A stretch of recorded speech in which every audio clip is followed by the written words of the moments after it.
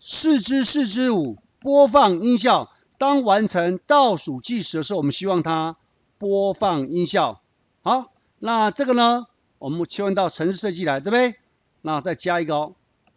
当完成倒数计时的时候，也就是已经到0的时候呢，我们让计时器停止，我们再加一个工作音效的地方，我们让它播放呼叫音效一来播放。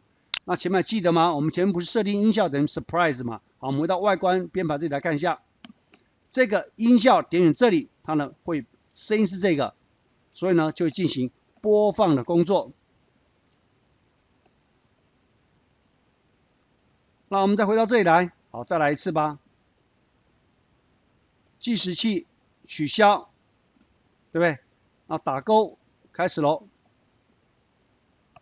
那这时候呢，你就会看到我们手机呢，它进行倒数计时的一个工作。